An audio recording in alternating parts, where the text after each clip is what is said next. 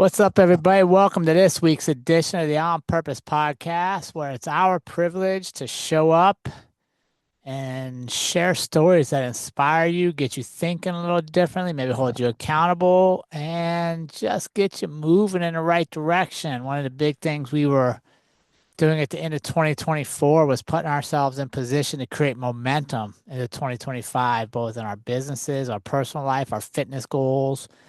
And now it's time to continue that, right? Like we create momentum. Now it's time to continue through small actions, moving things forward. And I'm excited to have a message like that to kind of open up this week's episode where I'm going to share the story of one of my good friends, a personal friend that I met about 6 years ago that had attended one of my classes.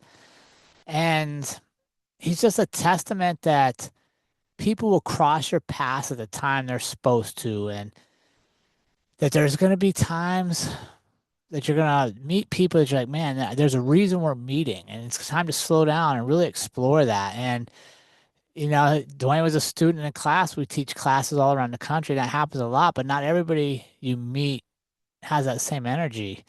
And we've been friends ever since. It's been over 6 years now. Our friendship's grown. And it started really with funny stuff, like stuff that I share his story in my class. I think it's super, I find it funny, but I want to get his take on it. So this week you'll hear for the first time from Dwayne on his view of how our friendship started when he came to class, what it was really like. You're going to hear about his passion for fitness, motorcycles, video games, and living a life that's always looking for that next challenge. So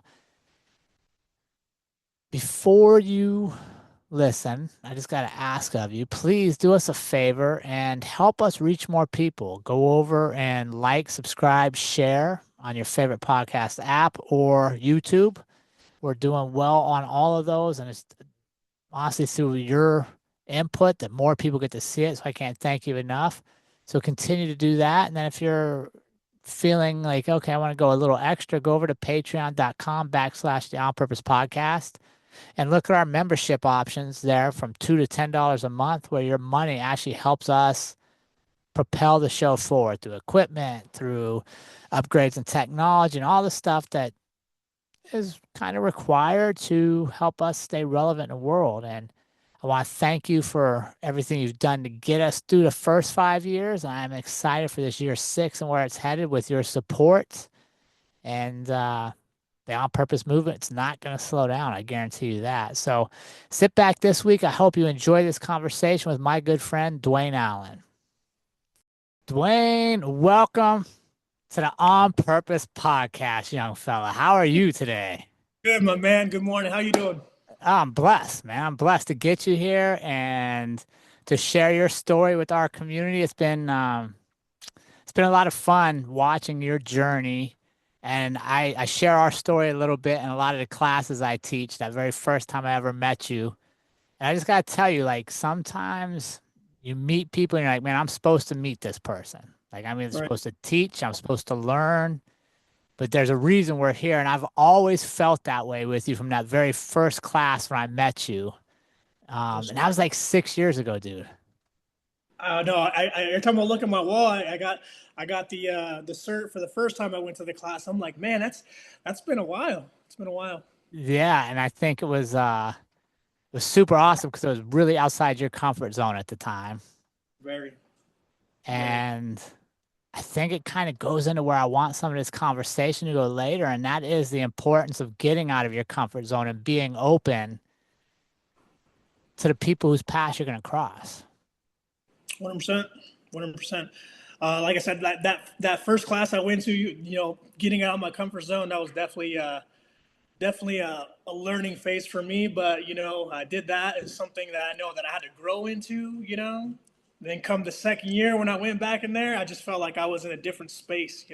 I love it. All right, but before we get to that, because that's some good stuff, I got to warm you up, man. I know you're a big fitness guy now. You just don't get up and get off the couch and go to the heavy lifts or the fastest run ever. So I got to warm you up. You ready for this warm up, Dwayne? Yes, sir. Let's go. All right, here we go. Sunrise or sunset? Ooh, I like the sunrise. Why is that? Sunrise. I mean, I feel like that's the beginning, the start of a new day. You know, that means it's like whatever's in the past, you're already starting on the present, and then boom, it's up to you where you go from there. Oh, that's great. Favorite book? Oh man, that's an easy one for me. I'm not really a big reader, but I was put on by my cousin about the David Goggins book, Can't Hurt Me, the first book that I would say I actually enjoyed, and I've probably read that book about a good 6 or 7 times already. What was it about that book that spoke to you?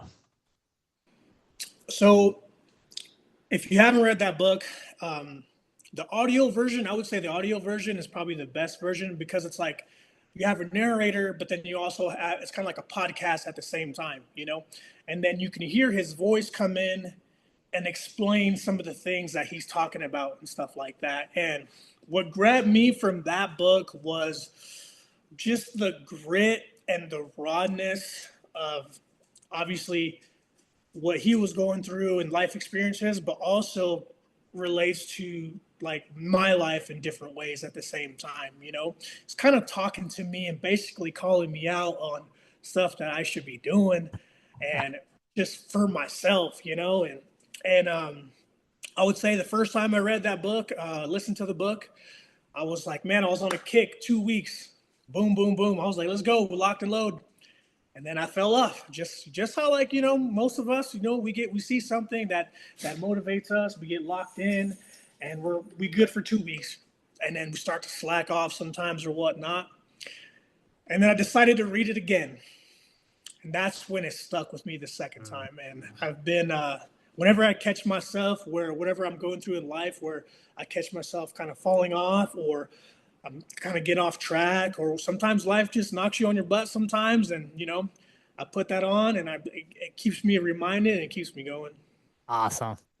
All right. I know you're a music guy because I see your social media posts. What's the song on repeat right now? What are you listening to? Oh, man, my favorite song on repeat, it's a band called Muse, Muse, and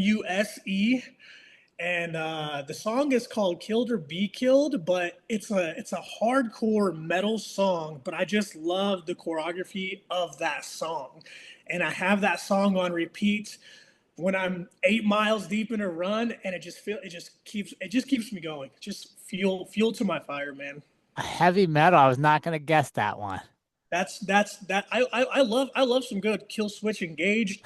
Um, you know what I mean? Avenged Sevenfold. I love that stuff, man. A lot of people don't expect that I listen to that stuff, but I do.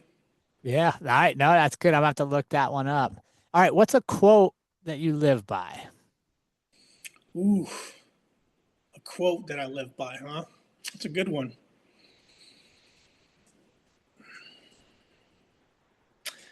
A quote that I live by. That's a good one. I never really thought about that one. One that sticks to my mind. I don't really say I live by, but it says "Get busy living or get busy dying." Mm. For some reason, that one sticks in my head, um, and it's from a movie. It's an older movie. I can't think off the top of my head right now, um, but that's the quote that usually sticks to me. But I love it. Yeah, that's good. All right, Dwayne, you get to have dinner with one person. They could still currently be alive or may have passed. Who would you have dinner with and what would you ask them? ooh, that's an easy one. My mother. So my mother's name's Marion. She passed away when I was in high school. Um, that would be the one person I'd love to have dinner with, and the conversation would be, based on my life after her passing, is to basically just kind of look and be like, how have I become as a person, as your son, after all these years have passed? Yeah, That would be one for me for sure. dude, that's powerful, huh? Yep, that would be one. That's easy, easy, easy money for me. Yeah, no, I love it. I love, you know why I love that question? And I love when it's an easy answer for people is it means they've also thought about it and they've also reflected on, man, what would my mom think right now? And sometimes that'll help you even make decisions in your life. 100%. 100%. And I get a lot of family members and, people that know me pretty well. And, when certain things happen in my life, they'd be like, man, your mother will be proud of you, And in my mind, I'm like, how in the hell will you know that? You know what I mean? So Yeah. to have that dinner and have that sit down and that, shit, even just that face to face to be able to hear that and see that and also to feel that after all these years have passed. Yeah. No, that's good. And I think it keeps you, it's another thing that helps keep you honest in life, right? If you know, like, wait a second, I'm gonna meet her again someday and I want her to be proud of what I've done. Yes, sir. 100%. Yeah, that's good. How you feeling? You warmed up? Oh yeah, I'm good, man. You already know me. I go with the flow, man. I'm chilling. All right, I want to start with when we first met, because I have my perceptions of how that meeting went and how we interacted in class. But I'd love to hear what you thought and share that with the audience because I think our relationship is super. One, I think it's special to me, and it's super cool story to share with people that like you're gonna meet people to impact your life, but you're not gonna know it unless you pay attention. That's very true. I would say the so meeting you for one, that class, getting signed up for the class in the beginning, you know what I mean? Saw that and I was like, man, let's give something more tools under my belt, you know what I mean? And one, that was one of those things I was working on getting out of my comfort zone in the first place. I was like, let's just go do it. First time walking in and you were there early. You're there early all the goddamn time. So, you know, I get there. I remember, meeting you. Didn't think too much at first, but after as the class progressed throughout the day, and I was like, man, this guy he's kind of quiet, but he comes off kind of arrogant at the same time. You know what I mean? I remember in between classes, you'd be doing this, and I'd be like, huh, you know what I mean? I was like, slowly, you're the type of guy that like tests the room and stuff like that, kind of, looks at the room, see who's what or whatnot. And I was just watching you and I just could not put my finger on it, and I'm like, I don't know, man. But as the days went on, I was like drawn to you more and more by some of the questions you were asking in your classes, how you individually spoke to everyone that was there. And I remember the one thing that stuck out to me the most was you asked the class uh, what what is your fear? Yeah. I remember that from day one, and that stuck with me. And I was like, I never got asked that question, ever. And some of the stuff that you brought up in the classes, it was just, it wasn't more of just a class. It was more of like a life experience type, a, a life experience. It wasn't just a class to me. It was after getting to know you, and then you get to know your peers they're in the classroom, and the vibe was just great, man. And as day two and day three went on, I was like, man, you like this guy actually cares, actually has passion about what he does, and that's what was drawn to me, to you as a person, and that's what drawn to me as like when I came back the next year, and how I stay connected to Yeah. you after all these years. It was just I felt that genuine connection, and it was and me after all these years, I don't even like I don't even say I don't really like people like on that type of a base, you know what I mean? So yeah, that was my first impression of you for sure. What was your fear? Do you remember going all the way back to the class, what you said? Yeah, my I remember my fear, my biggest fear was public speaking. I don't like public speaking. Never did. I mean, but I knew, like I said, this was on my after reading the book of Can't Hurt Me, was like I have to get out of my comfort zone, do the things that I hate to do, and then you won't have that mentality of this is what I mean. Yeah. So yeah, that's I learned how to get up in front of the class and speak, getting out of my comfort zone. And yeah, so that was, you definitely put me in that spot because you knew exactly what I had. You paid attention, you knew what people's fears or weaknesses were, and you literally threw them in there throughout those 3 days. Dude, I'll never forget that, right? So yeah, you said fear. I still remember what you said. You still were afraid of public speaking. So I was like, okay. Right. So that's paying attention. I got 3 days to make you the best coach you can be when you go back to your agency. So Right. at some point in these 3 days, your physical skills aren't going to be the issue. It's going to be getting you up in front of a class with a confidence that you can make people better. So I can only do that by giving you reps of it. And I'll never forget when I had you demonstrate that stretch. And I knew it, and I was like, this mother trucker. I was like, he's like throwing me in there, man. And I was like, all right. I was like, I see what you're doing there. I see Dude, what you're doing. that was so funny because you started demonstrating a stretch. So for the community, we stretch as a part of our class. And Dwain's very athletic and stretches differently. So he was doing this different stretch than everybody else. So I watched that the first day, and then the second day I watched him do it again. I was like, okay, this is his chance to start practicing speaking. So I just impromptu was like, Dwain, show the whole class this stretch. Tell them what you're doing. So he starts telling the stretch about halfway through breaking it down. He looks at me and goes, you motherfucker, I saw what you just did here.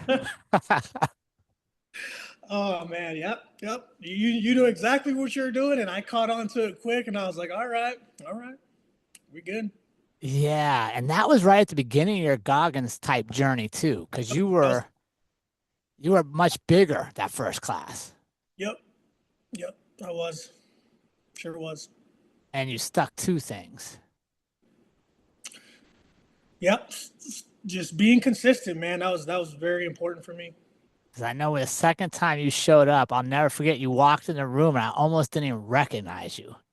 That's very true. I when I first started the journey, I was about 262 ish is when I first started.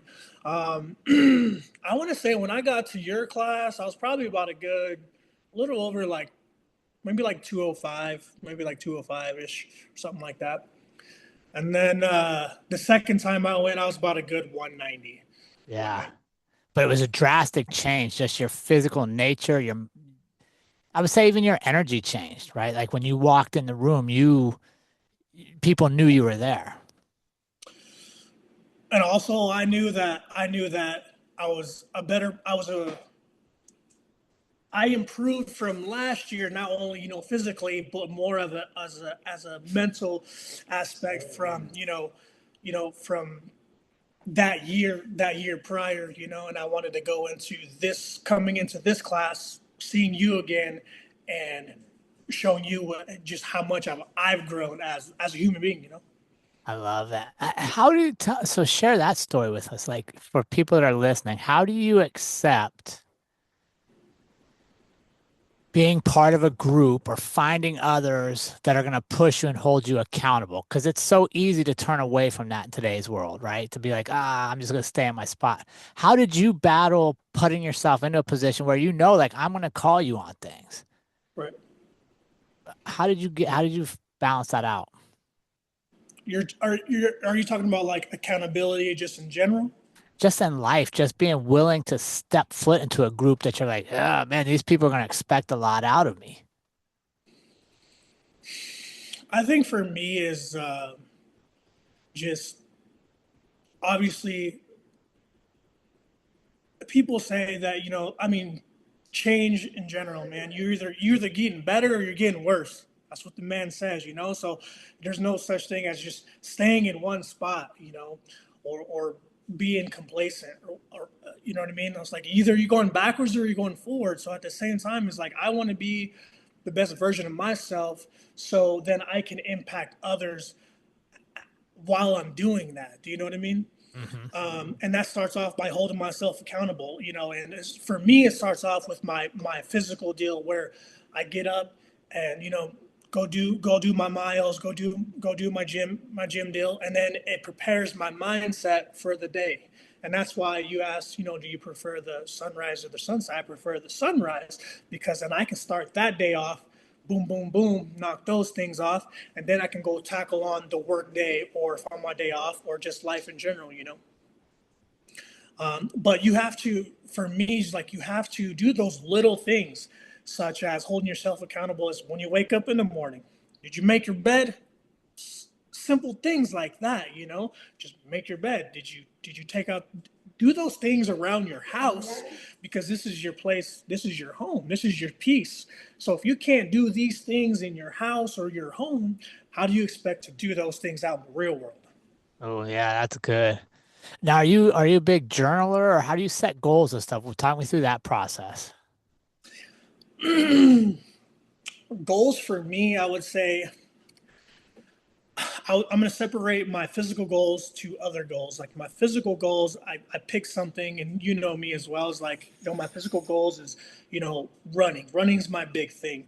So for me, it's setting either certain times or distance. For me, one of my buddies, his name's Brunzo Labor. I remember my first running journey. I think I've only ran like 5 miles was the max distance at the time. And I came across him, and he's big into running, and he's like, he's all like, oh yeah, man, you can do 10 miles, or you can do half a marathon. I was like, I don't know, man, I don't think I'm ready.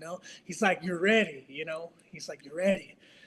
And for him telling me those things and knowing what your body can do, you know what I mean? As long as your mind put you, if your mind tells you that you're not going to make it, or you're already setting yourself back, you know what I Right. mean? And he has brought me out on so many things. I did my first half marathon with him. I did my first marathon with him. I did my first 50K with him, you know what I mean? And he's that, you just don't know where how much your body can handle, and it's crazy to actually like see that, when you know what I mean. So Yeah. as far as like personal goals, besides the fitness deal, is if I see something and I know I'm not good at. Usually people's goals are something they're not good at. You know what I mean? Or they have no experience. So you have to just take that risk to go try it and do your best that you can in it. For instance, like I took a drone pilot's test. I don't know anything about drone in the air. I don't know nothing about that. And I was like, man, the class is this much money. Then you got to take the test. That's another whatever so much.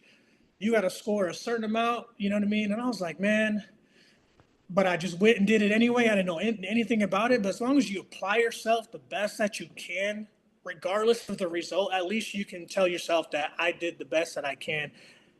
And if it doesn't work out, if you really want it, turn around and do it again. There's nothing wrong with that. Yeah. How'd you do in the drone class? I was good, man. I passed on my first try, and I was sweating bullets. I tell you that. I was just like, man. And but I had that positive mindset, but I was sweating though. But I know that I studied. I went over it. I paid attention in class, and I knew that whatever outcome, I was going to be okay. Yeah, so it's interesting. You seem to find like what I call mentors, or people that are going to help push you to Yep. believe. What do you think is the mindset required to attract those kind of people to your life? First off, when you meet those people, you're gonna know those people when you meet them. You know what I mean? There's gonna be those friends that are gonna be there when you're like, oh, I don't think I can do it, or they're gonna test your mindset. You know what I mean? Like you, for instance, you test your mindset. You make others think about some of their actions or what they're doing. Or for instance, I remember the one question you asked us in the first class was like, what is your why? I heard that before. I knew what my why was, but I'm pretty sure a lot of people didn't understand that question, fully in depth. So to challenging people, you'll know those people that come in that are going to be there. They're going to spread that positivity, that are going to be there at your, when you fail, because trust me, you're going to fail at some point, but you can't look at it as like, oh man, this is it. You got to get up and go again. And those people, those ones that are going to challenge you, are going to be right there, showing you that positive light. You know what I mean? And it's hard to find those people, to be honest. You think it's hard to find them, or we're just not paying attention? in my opinion, I think it's hard to find those people because there's a lot. I feel like there's a lot of negative energy in the world, Mm. not so much positive energy. And I always wanted to be that positive energy. And then when you see those people, they're going to be, the thing is, they're going to be in those areas, like you said, like maybe you don't see them. They're going to be in areas that you least expected that are going to be in those where you're not good at. Right. For instance, like Brunza, I was barely getting into running. I didn't know crap about running, but gave me so much knowledge on the way. And I was like, man, this is crazy. You know what I mean?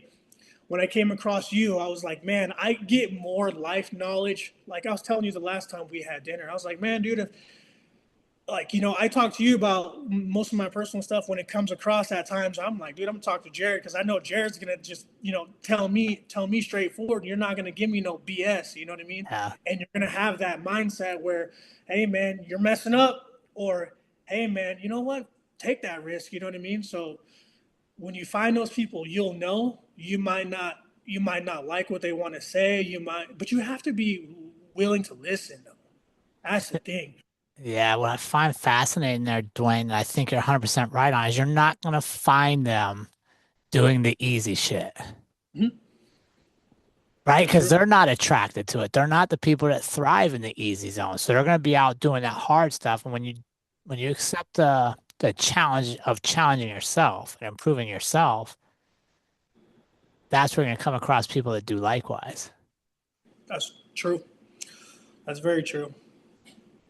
Right? Think about your running coach. You're not going to find your running coach at the B Dubs happy hour at 3 o'clock every day. No, not at all. Not at all. And I came across some.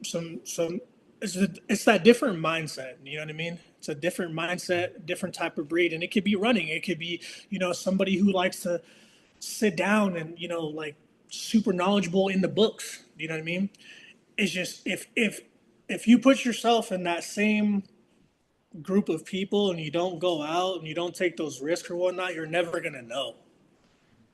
And I had to learn that, you know what I mean? And I was like, and then once I start putting myself out there slowly but surely, and then I'm all like, man, dude, you start to see yourself excel. And I always tell people, I was like, slow progress is better than no progress. Yeah, I think what you hit on there is super important. It's contagious, right? I take a risk in one area of my life and I go, wait, I actually did that. Now I'm Yeah, more likely to take a risk in another area and continue to grow. And then it becomes contagious to where I wake up wanting to be right. challenged, wanting to learn something new today. Right. And I think when you reach that point, it's like, man, you keep doing those things and like, like no one's telling you to get up and do these things, to the point where you just get up and you just go, and next thing you never know. I think I'll always say, I was like, you never know who's watching you. And you best believe there's a lot of people that are watching you, and you might inspire that person to do the best that they can for that day. Or you never know what that day can turn into months or a year. Yeah. No, I love that. I think you're so right on that, man. We don't know who's watching us and we don't know who we can impact, but it'll be zero if we don't show up. Right. Right. And that goes to what you asked earlier. Accountability starts with yourself. And ain't nobody telling me to wake up and go run 8 miles a day. I do it because I want to. I hold myself accountable to the point where it's already in me.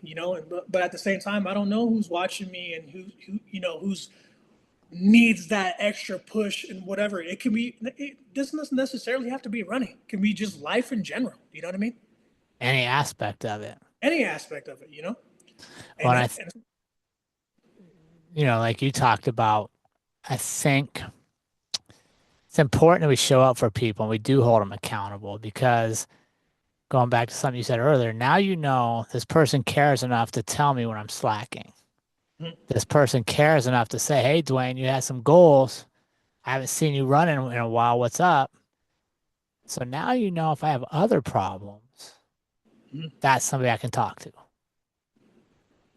right, especially for males, right? And males in law enforcement, you're a police officer as well. It's easy for us to compartmentalize and hide and shut away a lot of shit that eats us up Yes. that we should be talking to others about. And that's always one of the premises I have in any of my classes is I want to teach you on the mats or the classroom, but I want it to last far beyond. Right. So that if we are in a struggling moment, we know we have a community we could talk to. Right. 100%. And that starts off with being like, I mean, we had this conversation. Not everybody's a leader, my man. And I tell you all the time, I was like, man, you're one of the greatest persons I have ever met. And, you lead by example, you know what I mean? And that's why we still have this connection. I can talk to you, you know what I mean? I talk to, when I tell people about, talk to people about you all the time, man. I was like, there's one of the realest persons I've ever met in general.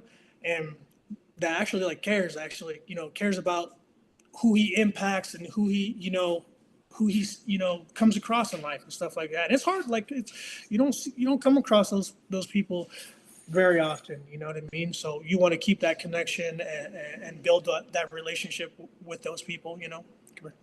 Well, I appreciate that for sure. And you're super special to me, but I think like beyond me, it's also my expectation for you, right? And for those that we cross paths is that we don't keep it to ourselves. We continue to share these skills and the ideas. And really, it's just as crazy as it seems in today's world, it's just about being where you are. And when you have the chance to be in front of somebody, be present. Right. Like, listen, especially in law enforcement, where it's easy to say, "How you doing today?" "I'm good." And you just cross paths and you go, and you're like, "Wait a second, that doesn't seem like he's really good. He just said that." And take a minute and go ask, "Hey, what's going on, man? How we doing?"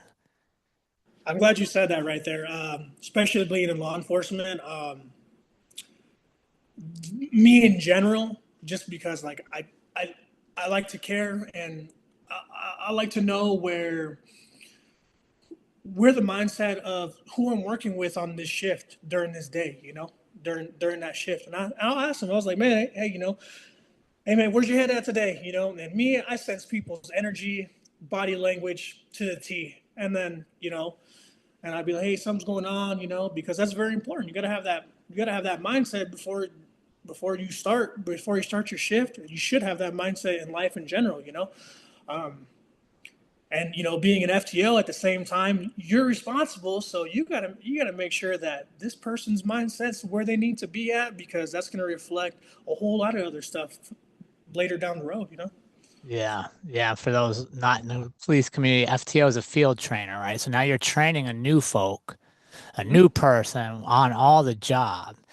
And what I always like to remind trainers, leaders, is look beyond the person that you think you're leading, right? Like look beyond. When I see Dwain in my class, it's easy to say, okay, I'm just coaching Dwain, but in reality, I'm not coaching Dwain because if I coach Dwain up properly, I'm coaching his niece, his sister, his best friend that he checks on who's not having a good day, but he knows Dwain counts on him. He can't count on Dwain. Right. Right. Sometimes we give too much credit and impact to all these celebrities and all these blue check marks and all these people. And the real power we have is to impact the very people right in front of us. And we can all do it. We don't need any extra skills. Right. 100%. I agree with you on that. And to piggyback off that, being in law enforcement, I was like, you can have stripes. Doesn't matter what you are, man. And it doesn't make just because you have stripes doesn't make you a leader. And I tell everybody from when you get hired on, you can be a leader, and wherever you are. You know what I mean? And that goes a long ways. And I think that goes for everybody in life. You can lead from right where you are today if you choose. 100%. 100%. I agree. There's no magic promotional process. There's no magic book you're going to read that's going to make you a leader. Leadership starts with you. And really, 100%. it starts with just choosing to care, choosing to give a Yeah, fuck. that's that, and it's really simple, and it doesn't cost you a thing. Mm. It doesn't cost you a thing, man. Would you think it's actually easier to care than to put up all the barriers that isolate you? Yes. I think, because I would say for me, let's go for me. I mean, showing that you care, I think a lot of people today's society feel like that's, oh, just because you care, it's a sign of weakness or something like that. And we have to get away from that, man. You know what I mean? Of especially in law enforcement, I feel like most of us they put that uniform on, they're like, oh yeah, man, I'm supposed to, you know, I have this chip on my shoulder. I'm supposed to be this type of way or whatnot. But in all reality, I tell the new hires when I'm training, when you put that uniform on, be yourself. Be yourself. Don't try to be this person. Don't try to be that person. Be the person that you want to be. You know what I mean? Yeah, no, that's super good advice for them. Let me ask you this, Dwayne. What, why is it so important to do stuff you don't like to do in your day? It challenges you. It goes back to it challenges you. Um, the things that you don't like to do hinders you in a certain way and aspect in life. You know what I mean? So like I said, if you don't grow, then what are we doing? Because if we don't grow as an individual, then what are we doing at the same time? Because if we're growing and if we're reaching a certain part of work goals, we use the word goals. If we're not reaching those goals, then what are we doing? You know what I mean? And life in general. Because when we get to that point, we want to give back. There's no point of having success if we're not able to share it. You know what I mean? For the next generation or whatnot. Some of us, and I've seen it, just because you have certs and just because you have all this and this and that, and a lot of people hold that to themselves and they don't want to give that off to the next generation that's coming up. It's crazy. Yeah, what's the repercussions of living like that? That is crazy. I don't. What's the point of having success if you're not able to teach somebody to care to better themselves? And that's part of being a good human being, my man. Like just because you have success, you know what I mean. A lot of people try to hold that. What's the point? I don't understand it. I never did understand it. You know what I mean? Give Yeah. that back. Give that back. I get joy of seeing others succeed, and you know what I mean. If you surpass me in certain things, great. You know what I mean. That's what I like to see. You know what I mean. Um, Later down the road, hey, somebody comes and is like, man, I had you in phase one of FTO, man, and boom, boom, boom. I like hearing that stuff. You know what I mean?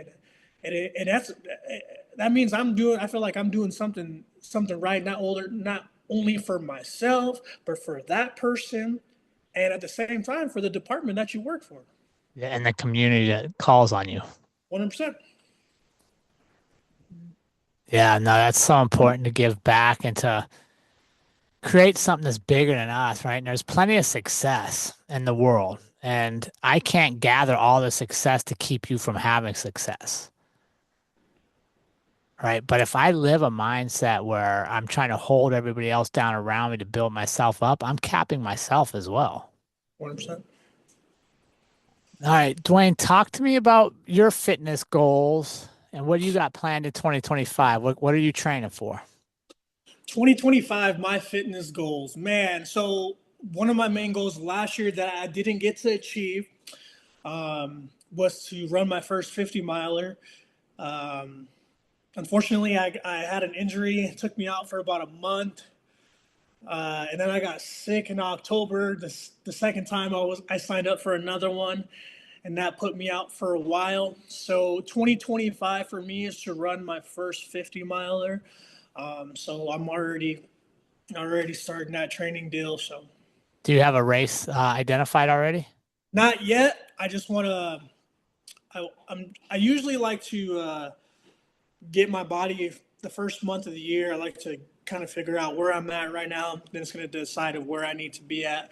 But like I was telling you, my buddy Brunza, I'm sure he'll have something up his sleeve and be like, "Hey, we're going to do this run," and I'm like, "All right, cool." So um, they there was a 50 miler last year that him and one of my other running buddies, Andrew, they finished and they did pretty well.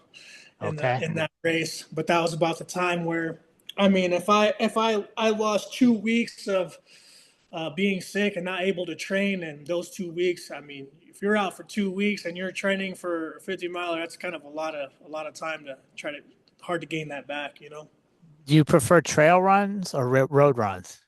So I just recently moved to Fort Collins, so there's a lot more trails out here. So I was strictly into road running until I came out here, and now I love the trail running out here. But I still like the road, but the trails when you can see like the wildlife running around and stuff like that, that's a different type of deal right there, man. And you forget that you're on the trail half the time. Yeah, I was gonna ask you what's the mindset shift, but you just hit it. That's the same for me when I run trails. A lot of times I forget how far I've gone or how long I've been gone because you're watching every step to make sure you're not on a route, tripping over stuff. Right. Plus you got Right. other activities. But when you're on the road and you just look up and that road's still just straight out in front of you, like, man. Right. Yeah. That's true, and that's two different mindsets right there too. You know what I mean? So it helps you in both ways. I think that's so important in life, right? Like if we can have the same mindset to get through all our stuff in life, well, we're not getting out of that comfort zone, right? We should have to have a couple different ways we approach things and a couple different ways we think about things because that's what keeps that's like exercising your brain. Right. Yeah, because I was strictly road running, and I was like, man, I'm good at road running, which you really don't have very much elevation gain on a road, And then you go to trail running, then that all of a sudden you're doing this, and you're like, your body's like, whoa, what the hell is going on? So that's trail running's totally different than road running. I mean, for sure Yeah. though. But I, I feel way more enjoyable though, which one is? trail running. Okay. Yeah, I like it. I just finished reading Born to Run. Have you read that book? I have not. All right, we'll put that on your audio list and you super like that. It's about this tribe in Mexico that lives up in the mountains and uh they run like these ultra races and it's just their way of life. Life. Yeah. Different. That's different animal, But man. they brought them up. They did the Leadville 100 a couple times and stuff, this tribe. Man, that's crazy. Dude, what do you think about that race? Is that on your list ever? I don't know. I don't know, man. I don't know about that. Like, I always say I'm going in increments right now. Started off with a 5K, half marathon, marathon, did the 50K, and my next one's at 50 miles. Now 100 miles. I mean, that's a little different, man. So once I accomplish the 50, and then that'll be something for me to think about.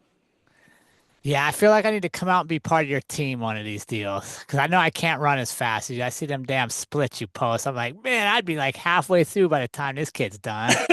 The crazy part about it, when I was training for the 50, my buddy Brunza was like, "Hey, you got to slow down your times because But my body naturally wants to go. Like Yeah. like I it's hard for me to run eights. Like I run between like a 7:30, 7:45 on average, and I'm cruising, and my heart rate's at like 135 or something, Dude, you're an animal, man. and you know what I mean, and but I know that's something that I have to learn is to slow down my pace myself for those longer runs, you know what I mean? Yeah. No, that's so good. All right, I can't let you go without talking to you about this, my young man, because one of my Yeah. favorite things to watch about you on your social media is video games, motorcycles, and the bachelor life. How's that working for The you? Bachelor Life. Dude, Oh some of my the stuff you post about the bachelor life when you have those guys telling girls what it's like to be a man and stuff is just hilarious. oh my God. So we'll start off with motorcycles. Law enforcement, you know what I mean? And life in general. I feel that everybody needs to have a hobby of some sort to keep their mindset occupied. You know what I mean? I feel like a lot of people nowadays don't have very many hobbies. It's Right. either go to work, come home and work, or deal with life stuff. But you got to make some time for yourself to have those hobbies to escape life, even if it's for like 30 minutes, whatever, you know what I mean? Um, Motorcycles is one of those things where it's my escape from actual life in general. I love hearing them. I love looking at them. Last year, I've always wanted an R1. Last year, I said hell with it.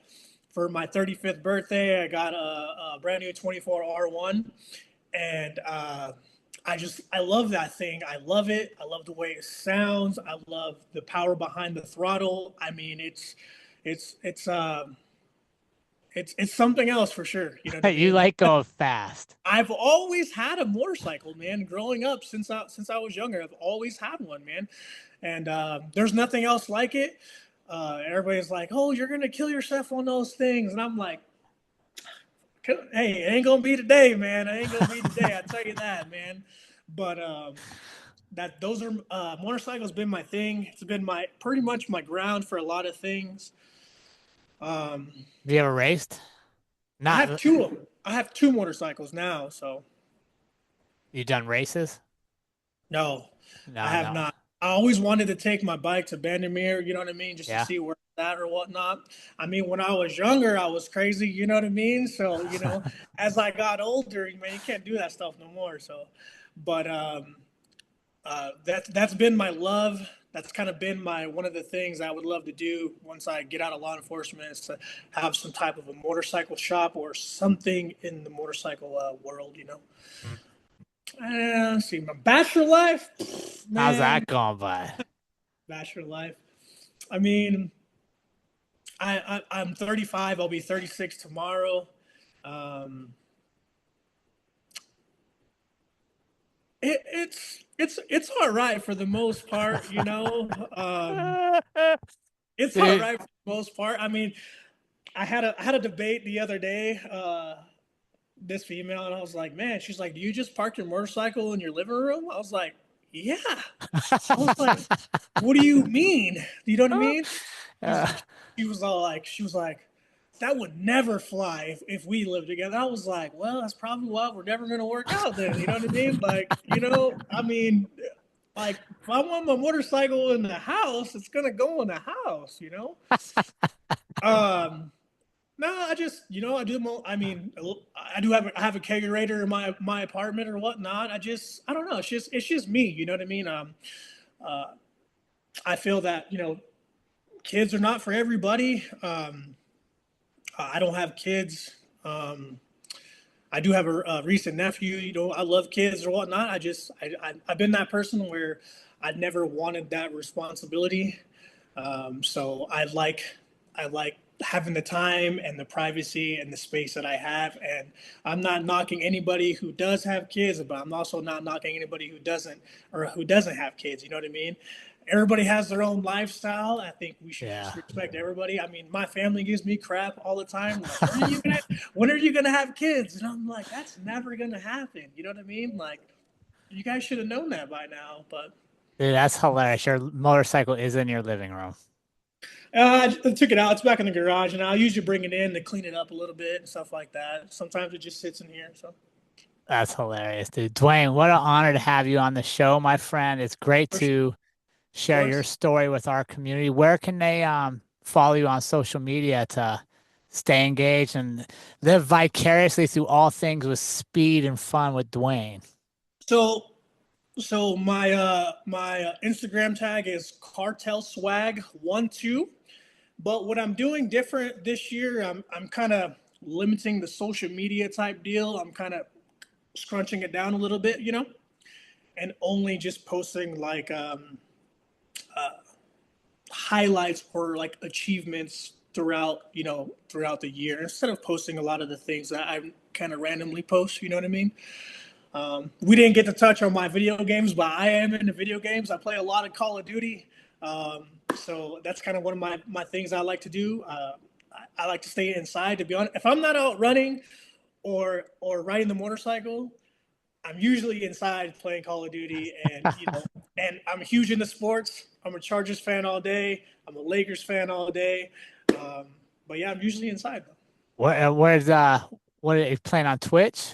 That people find you on Twitch to play with? So no, so I just play on I play on the PS5, and I if if we have gamers that are watching, Call of Duty has the new chat ban stuff, so I begin chat ban like every day, and I'm on chat ban for 14 days, and so now I'm transitioning to Discord so I can actually talk to people. So yeah, pretty Yeah, bad. I find that so funny when you post that the video game chat bans you again. But I'm not even saying anything crazy. I'm just like, oh man, like you suck, or I'm not saying anything crazy or nothing like that, or you know what I mean. And there's other people on there, and I'm just like, how are you? How do people have comms, or how are they not banned? It's just crazy. Uh, Dwayne, thank you so much for joining us, my friend. We wish you the best. Yes, sir, my man. Stay hard, my man.